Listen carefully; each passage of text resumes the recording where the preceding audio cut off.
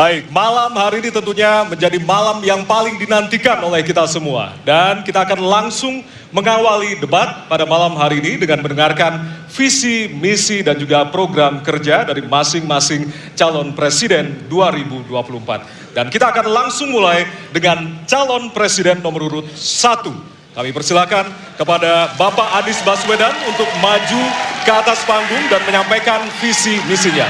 Kami persilakan Pak Anies untuk segera menuju ke panggung utama. Pak Anies, waktu Bapak adalah 4 menit dimulai dari sekarang. Assalamualaikum warahmatullahi wabarakatuh. Selamat malam dan salam sejahtera untuk semuanya. Bismillahirrahmanirrahim. Negara hukum menempatkan hukum sebagai rujukan utama untuk memastikan hadir rasa keadilan, memberikan kebermanfaatan, dan memberikan kepastian kepada semua.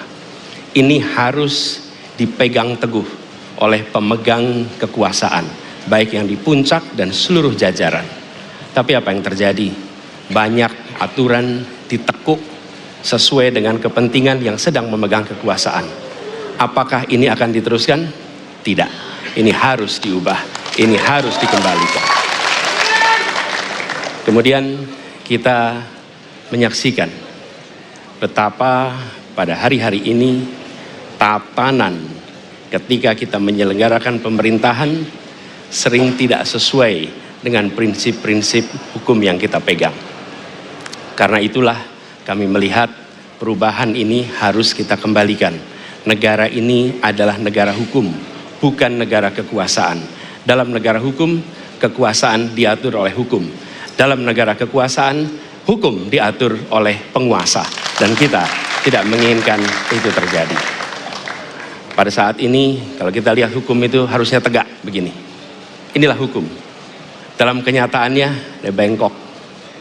Dia tajam ke bawah, dia tumpul ke atas.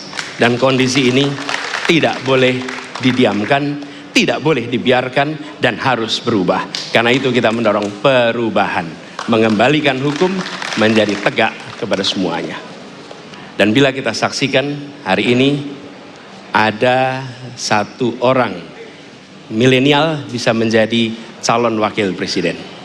Tetapi ada ribuan milenial, generasi Z yang peduli pada anak-anak bangsa, yang peduli pada mereka yang termarginalkan.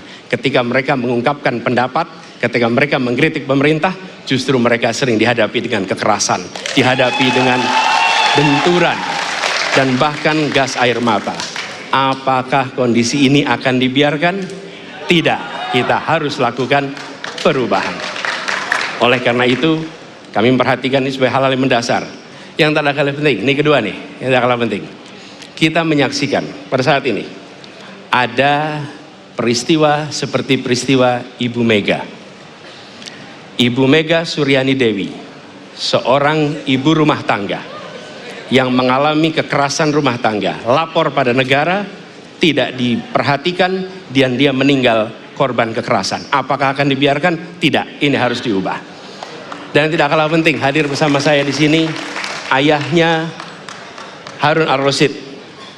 Harun Ar-Rasyid adalah anak yang meninggal, pendukung Pak Prabowo di Pilpres 2019 yang menuntut keadilan pada saat itu.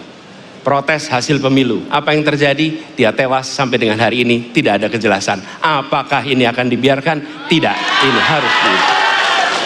Karena itu kami mendedikasikan diri, hadir untuk memberikan komitmen bahwa dari puncak sampai ke bawah kami akan tegakkan hukum pada siapa saja. Kami kembalikan marwah kehidupan bernegara yang menempatkan hukum sebagai tempat yang paling tinggi. Dan ketentuan itu berlaku kepada semua, termasuk ketika menyangkut urusan ASN, menyangkut urusan TNI dan Polri. Terima kasih. Assalamualaikum warahmatullahi wabarakatuh. Terima kasih.